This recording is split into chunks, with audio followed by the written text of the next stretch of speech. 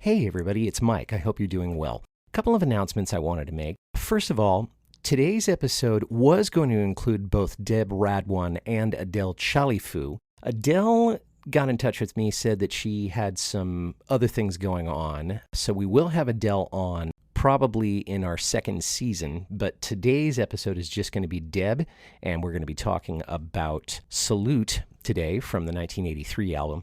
Also wanted to let you know that Carefree Highway Revisited is going to be taking a season break through all of August and the first 2 weeks in September. Now, don't worry, this is not the end of the show. I am coming back, and I do have guests lined up for quite a few weeks. The thing is that the school year is starting again in August, and I want to be able to focus my attention and my energy on getting into the school year successfully before I get back to podcasting. Okay, thank you. On with the show.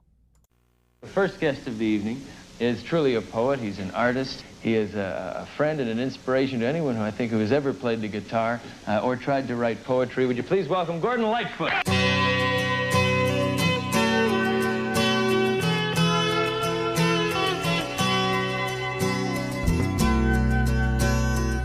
Listen, mister, I won't waste your time. I hope all the mistakes you made were a lot like mine. Loving girls too much sometimes, they made you cry. Maybe we've got more living to do with a lot less pain. Here's to you. This is Carefree Highway Revisited, the show that celebrates the work of Gordon Lightfoot song by song, a proud member of the That's Not Canon podcast network. I'm your host, Mike Messner, and along with me today is a fellow Lightfoot fan making her sixth appearance on the show, Deb Radwan. Deb, welcome back. It's good to see you again. Thank you. I love being here. So, very quickly, what's new with you since the last time we had you on the show? It's been about 7 months. So, any new developments in your life? Nothing really new. Life goes on. The only thing I'm really excited about is Gordon's coming back to Southern California in December. Yes, he is. And I'm trying to figure out a way where I can fly down for the show. Oh, that'd be cool. So I'll let you know if I can make that happen. Okay. So that brings up the question, have you seen Gord on the current tour? And if so, how was it? Haven't seen him since 20, I believe, maybe even 19. But we will be seeing him 6 times in December. Oh, my goodness. Yeah, we're going to every show. Fantastic. So, yeah, I could not be more excited if I tried. Well, today we're talking about Salute from the album of the same name. And that album was recorded in 1982 and released in 1983. And the reason that I loved this song was that it's really a wake-up call to all of us middle-aged men, whether or not we've come through addiction, that the best days of our life may be ahead of us. Now, that may be alluding to some sort of a midlife crisis that some of us have, but it's an immensely optimistic song. And I really wish I had heard it a few years ago when I was going through some struggles that are akin to what we're talking about here. Mm-hmm. Why did you want to talk about it today? Well, to be honest, this is not necessarily one of my favorite songs, but it is, to me, a landmark song. This was one of the first songs that he wrote and recorded after getting sober. And when I was at a concert at the Universal Amphitheater, when it was still outdoors, he made a reference that he had gone up to a meeting up at I don't know if it was the Hilton or the Marriott, but there was a hotel right at Universal Studios. So to me, when you hear this song, it's really the story of him becoming sober and that journey. And first album, first songs after becoming sober. We talked earlier about how so many of these songs are autobiographical. This one is, and certainly of a momentous shift for him. These were the first songs written without the help of booze. He says in the Lightfoot book that these were the first songs he wrote with a lot of coffee and cigarettes. Yes, and that's exactly what he said. Yes. I just thought there's a lot to say in this song about this song. And so that's why I wanted to do it. Do you have a special anecdote or something personal about what the song means to you? Well, only its optimism. You know, here's a man who has been through drinking I used to be married to an alcoholic, and I know what that's like. And he just did it. He just said, one day, I'm going to do it. And that he's got a lot more living to do. And it's such an optimistic song. And I'm so proud of him. I just think it's a great tune. And he's so honest in this song that that's why I like it.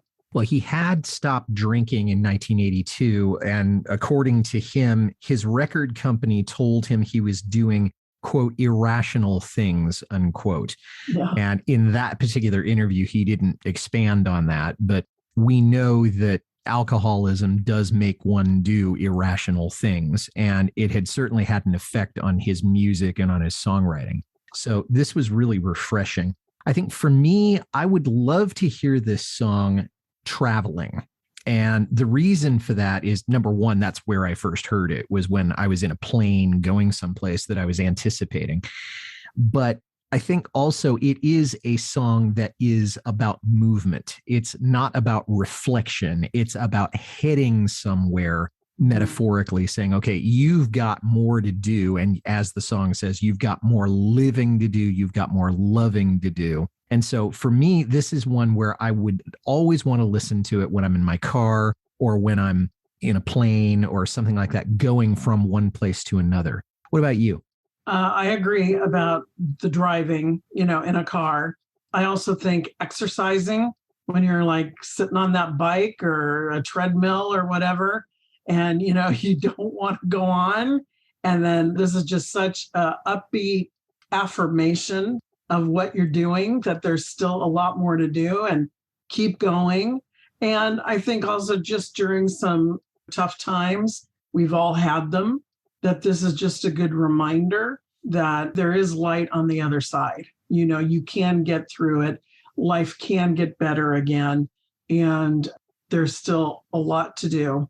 And I think it's also important to realize that he wrote this right after coming back from one of his canoe trips. Yes. And he does those every now and then. And it's where he really gets re-energized. He gets connected to nature again. You put that together with the sobriety, and it's really a tour de force for him to be ready to write new material. And we'll talk a little bit more about how this particular song and this particular record were received in a little while, but let's get into the lyrics of it right now.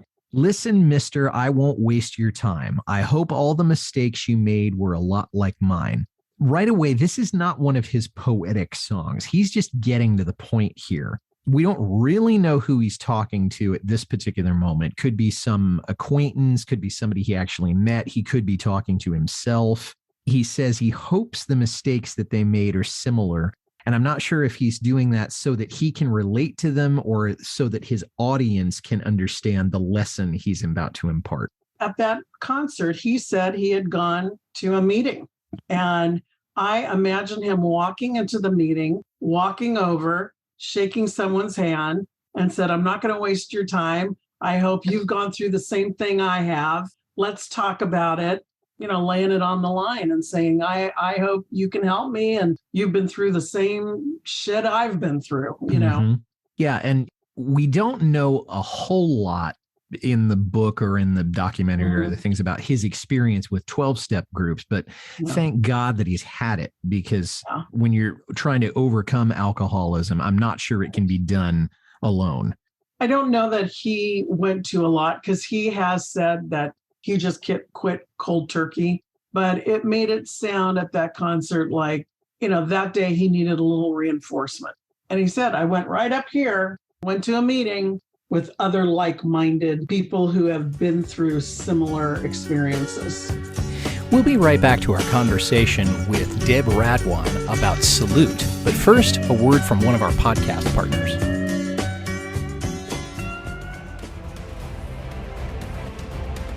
The world at war. 2 lives in the balance. Who will live to see another day? The leader of the free world, or a man falsely accused of treason? In this new dramatic audio series, A Date with Death, Helen Meeker has to make that choice, and time is running out. Assigned to exposing an espionage ring operating on American and British soil, Helen must outwit bank robbers, avoid booby traps, and even have dinner with a dead man. When the date with death is over, who's picking up the check? Ace Collins' best-selling World War II novella, A Date with Death, comes to life in this production by the Long Highway Players. Available on a podcast feed near you, A Date with Death is a proud member of the That's Not Canon podcast network.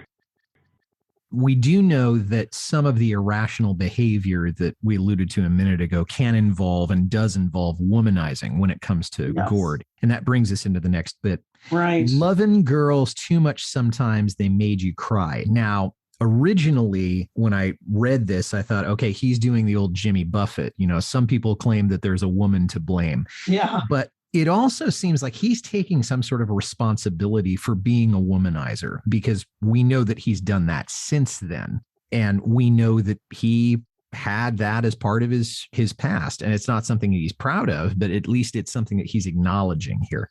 Yeah. And this was, I believe, just after Kathy Smith. I think that was a very deep relationship, even though he was a womanizer. He says in that documentary, I loved her, I wanted to marry her, and they parted ways. And she went off with other people. So I think she hurt him terribly. And I think this could be a reference to that as well. Yeah, he's being a little oblique about it, but you're right. Yeah. Maybe we've got more living to do with a lot less pain. And he's either saying you don't need the pain that's been brought on to you and to them, meaning the women in the question here. But all of that is, there's alcohol behind all that. Saying you don't need the alcohol to get by, and you certainly don't need a woman to stay around. Okay, you don't need to be womanizing. Or to drive you to it. Right. Exactly. You don't need that in order to live. Here, let's drink to you. He is sober by that time. And so when he's saying, here, let's drink to you, I think there's a little irony there, but we don't know what he's drinking. And I think it's a little humor, you know. Yeah. Here he is talking about being sober. I'm not going to drink. Let's drink to that. And I think it's a little humor thrown in there. Yeah. If you didn't know about Lightfoot's situation in his past, you wouldn't get the reference. You wouldn't get the joke if it is a joke. But you and I sitting here and we can get it. Then a new verse. These are words I knew would break the ice. So now he's kind of shifting his perspective. Okay, first it was sort of giving dialogue, and now he's become the narrator in this dialogue. And if we didn't know that he had been in a meeting, you might think he was in a bar, right? You know, because, you know, let's drink to you, right? Breaking the ice, you know, because he's meeting a stranger or someone he doesn't know at all. So he's switching his perspective. I held my hand out and he shook it twice. It seemed to me like I've been here before. Deja vu, familiar voice, and the salute of my choice. So he's thinking he's been in this situation where he's been drinking his sorrows away, or he's been consoling someone with a drink. But in this case, he's talking to somebody who is trying to get sober or to stay sober. Right. And so he's commiserating. Right. He's relating to it. Yeah, he's relating. But this, again, is a new experience for him, you know, because he's been sort of, I don't want to say constantly intoxicated, but repeatedly intoxicated, you know, for many, many years. It is very typical male behavior in terms of the womanizing, where you are in love with someone or you think you're in love with someone, and then you lose that person and you pour yourself into a bottle. And that is something that American and Canadian men, and probably men all over the world, do. And when it becomes cyclical, then becomes very, very destructive. I think here he also may be referring to hearing other people's stories. And he's saying, I've been there before. Familiar voice. That story is my story. And then even the whole idea of salute. I mean, this is something that people, and again, men in particular, but I'm sure women do it too, you know, salute each other by toasting each other, saying, well, let's drink to the prospect of a good business deal, or let's drink to the 49ers, or let's drink to, if you're a Saturday Night Live fan, Bill Brasky. Well, and in another language, sometimes you'll hear them hoist a glass and say salud, you know, which is health. Yeah. To your But health. it sounds like Salute. Yeah. And he did actually get the idea for the album, I heard, off of a Spanish tourism poster. Yes. And, salud is Right. Spanish for health. Right. So if you're toasting someone, that would make sense. And considering he just is sober, that could be why he named it Salute. Very likely. Or Salute. Salute, gentlemen of days gone by, ladies of leisure and of flashing eye. Maybe he's talking about guys he used to get drunk with. That's what I think. Rich women or women of no particular occupation, if you get my meaning. Yes. That he flirted with and they flirted with him and they went to bed together. May some romantic fool turn on your light. And this line has a couple of different meanings, I think. Okay, he could be saying that he hopes someone with good idealistic intention comes along, shows them the light, tries to bring them out of that lifestyle of alcoholism and promiscuity. Okay, or he could be a little bit more sarcastic, saying, well, if you're happy falling for romantic fools, then I wish you well. So what do you think he's talking about in that line? Really, I think, when you are coming out of alcoholism and you've failed and maybe you've lost relationships from it and estranged with friends, and I think you're feeling pretty low. And I think here he's just saying, I hope someone comes in and brightens your life again and that they turn your light back on, because I think it's pretty easy in that period of time for your light to go out. Everything is a struggle. You want that drink. Your life is pretty much focused around not taking the drink. You may have, like I said, ruined relationships. So I think that's just a wish that someone will come and turn your light back on. So this is genuine well-wishing. I think so. Yeah, I think you're probably right, because it's such an optimistic song. He's trying to be optimistic for them too. Right, exactly. As opposed to just saying, well, do your own thing. But I think it's good luck. Yeah, exactly. We'll be right back to our conversation with Deb Radwan about Salute. But first, a word from one of our podcast partners. Radio is so much different than it was in the 80s. We had it all. The music, the movies, the DJs, and morning shows. Back to the 80s Radio is a show from the 80s in podcast form. We bring the memories from that awesome decade back. Join Toscano and Chang every Friday as they take you on a ride back in time, sharing their experiences and laughs. Stop on by and discover some of the wacky things this crazy duo comes up with. They talk about it all, the good, the bad, and the ugly of the greatest decade. Don't miss the greatest 80s podcast in the world. Back to the 80s Radio. As for me, I'm in between. All that I can do is dream. So he was unmarried at this particular time. He was no longer with Kathy Smith. Right. I don't know what the timing was on that, but he was certainly single as far as we know. Right. And then we get to the chorus. And I thought this was kind of interesting because we're almost 25% of the way through the song before we actually get to the chorus. Right. And this, I'm in between. I think of that also as in between drinking and completely sober. He's in that in between space of staying sober and in between women. So I think that's a twofold meaning there. Yeah, it could very well be. You got a lot more living to do and a lot more loving too. And the unwritten part of there is without the alcohol. Right. And you're in a position where the next part of your life, or in the case of middle-aged men, could be a whole lot better than the first half. Right. And so it is intensely optimistic with that.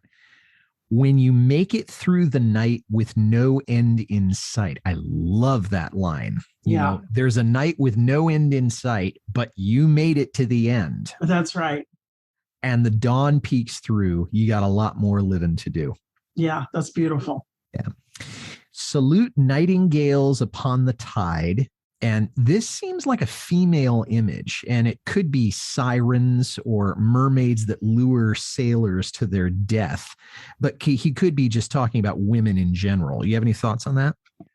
To be truthful, and this one and the next line kind of stumped me. I really am not sure what he's referring to. He wants to salute them. So I was trying to think of, riding the tide, and I don't know. It's a line that really gives me some questions. Yeah, I mean, it's nice writing, but I'm not really sure what the thinking is. I mean, if we take the idea of nightingales upon the tide, okay, it sounds like a mermaid or a siren. Brothers of the cloth, when you think of that, I looked that phrase up. It usually refers to soldiers. See, and I thought it maybe meant priests, ministers, because they call them men of the cloth too. Men of the cloth, but not necessarily brothers of the cloth, unless you're talking about monks. That's true. But the next line, may all your martinis be forever dry. And it sounds like what he's saying is that these two groups of people, the nightingales and the brothers of the cloth, okay, they're still there drinking. Yeah. And so he's saying, may all your martinis be forever dry. In other words, now he's saying, if this is the lifestyle you've chosen, I hope that you continue to enjoy it. And maybe there's a little bit of helplessness there, saying, okay, well, you haven't gotten to the point yet. You haven't touched bottom, whatever phrase you want to use, where you're ready to turn your life around. Yeah, when he said about the martinis, I took that to mean that they were dry of alcohol. So he's still wishing these partiers, the ones who are riding the tide and who are still tried by the struggle, that their martinis are dry. And I kind of took the dry rather than vermouth should be without alcohol. Yeah, it could be. I mean, when you always think of dry martinis, though, you think of the idea of the vermouth. Right, you don't think of the idea that my glass is empty. Yeah, I thought this was more like a pun, a play on words, Could well be. And then he repeats as for me, I'm in between, and then the chorus, and then the song fades out. So we'll talk a little bit about the musical aspects of it. One thing that I noticed today as I was driving home from the hospital, I had to take my son to get an x-ray. And I listened to this song on the way home. And the thing that I noticed is that in this song, you can barely hear any acoustic guitar. And in that sense, it is almost unheard of for Gord's either 6-string or 12-string to not be up front. That's a very rare thing in the Lightfoot canon. If there is any acoustic guitar on this, it's completely buried down in the mix. That's a real change. And I'm wondering if you had any thoughts on that, either positive or negative. Well, I think he did it deliberately. He was looking for more of a pop sound. The people that he got to work on this album, the one producer had produced Thriller. So I think it was deliberate. It was not a sound that when I first heard the album, I was disappointed that there wasn't more acoustic. And my interest really went to the acoustic numbers like Knotty Pine and Whispers of the North and that kind of thing. However, again, this was a shift, a big shift in his life. And I think he was juxtaposing that with a shift in his music, whether it was to make a point or to say I've changed or things are different now. That was a deliberate thing on his mind.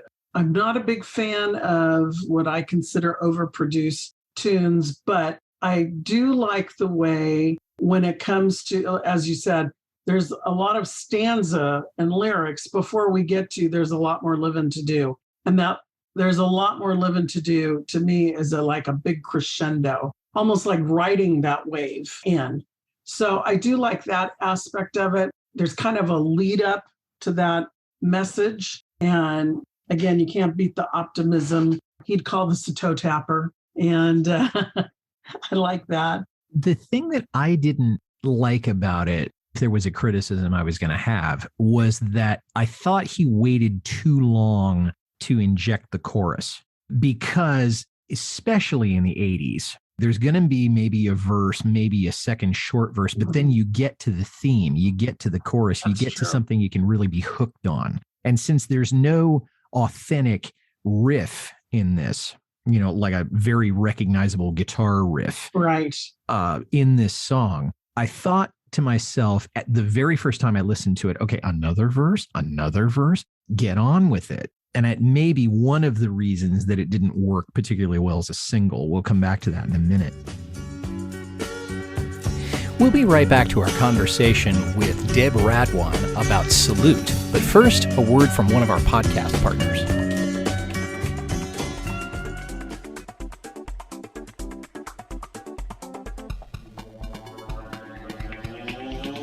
Welcome to Books Boys. Every month, the Dean and PJ tell you all about the books they've been reading and make some recommendations from our old favorites, plus surprise call-ins from authors to talk about the works that they're writing, original music, prize giveaways, and more. That's Books Boys on booksboys.com and all good podcatchers. Books Boys. Get it.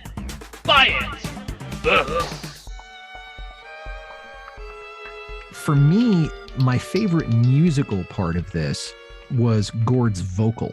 We've talked about the instrumentation and the production and things like that. But to me, this showed that Gord had some chops for rock and roll. And if I hadn't known better, I would think this guy has always been a rock singer. He's not a folk singer. He's not a pop singer. He's not a singer-songwriter. I mean, this guy is a rocker. So that was my initial reaction to it. The arrangement in itself, of course, I wanted some acoustic guitar on it. The rest of it, okay, it was a product of its time. So is there anything that you did like about the musical aspect of the song? The musical aspect, I'm a lyric gal. So for me, it was really his voice, as always, the range that he showed by doing this, but the lyrics, the optimism, knowing a little bit about the backstory, to me, gave the song more meaning. But when I think of the actual melody, I would have liked a little more acoustic in there.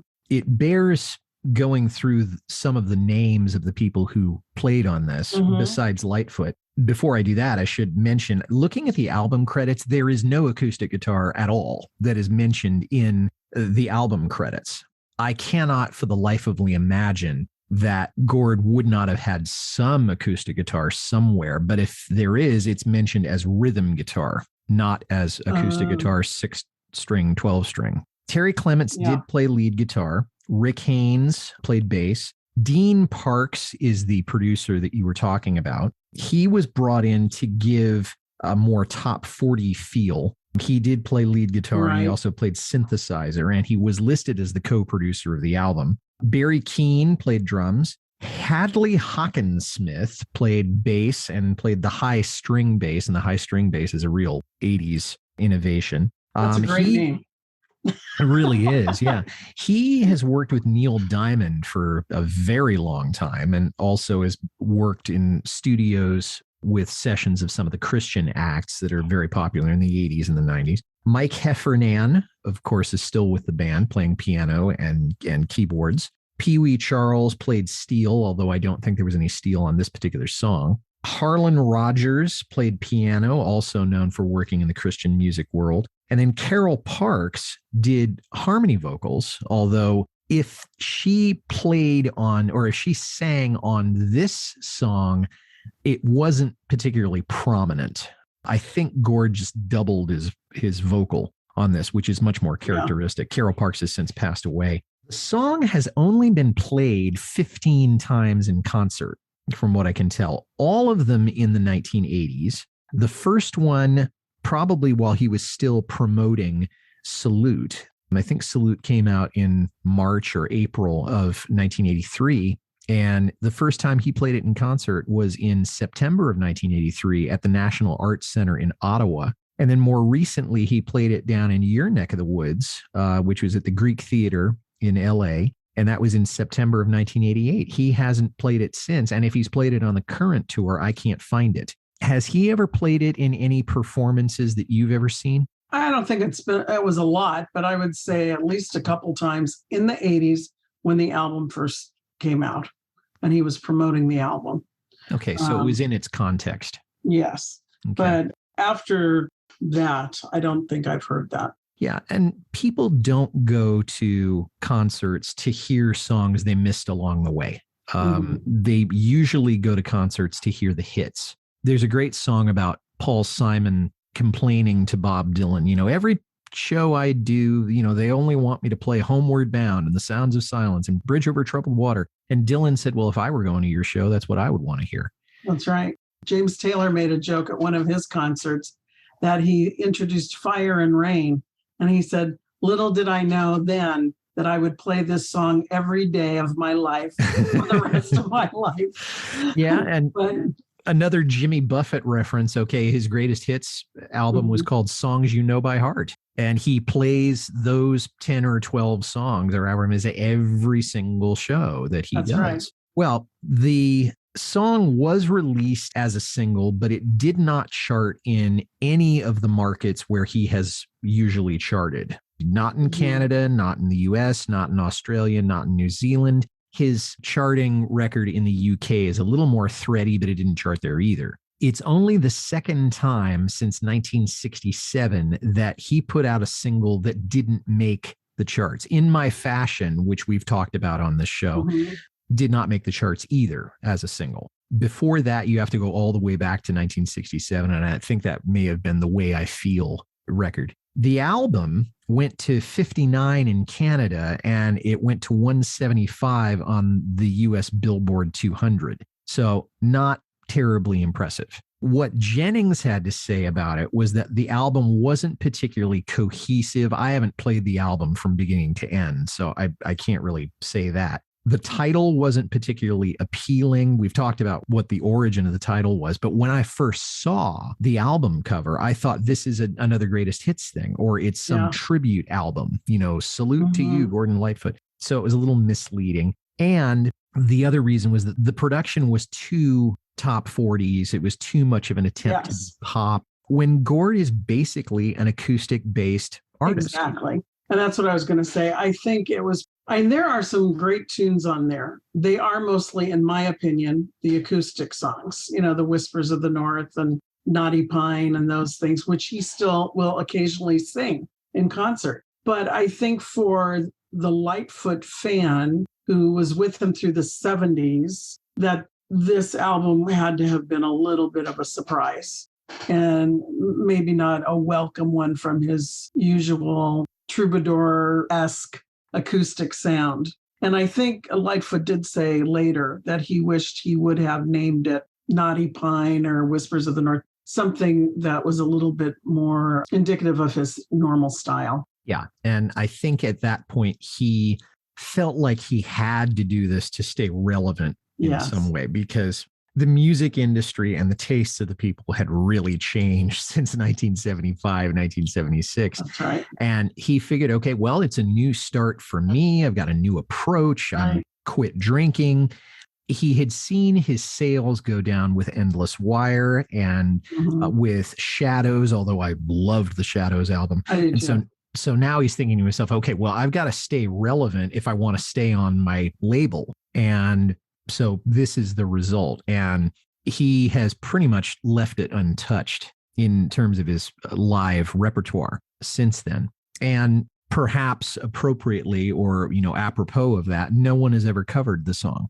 Yeah. I personally think that this could have been a great song for the closing credits of a movie, because it is optimistic and because it does sort of bring the viewer or send the viewer or the listener out into the world by saying, okay, there's more to do. It's kind of an inspiring song. And I would agree with that, because so many movies, the character goes through some kind of crisis or some low point and then brings themselves out of it. That's a typical movie theme. And so I think you're right. I think it would have made a great soundtrack.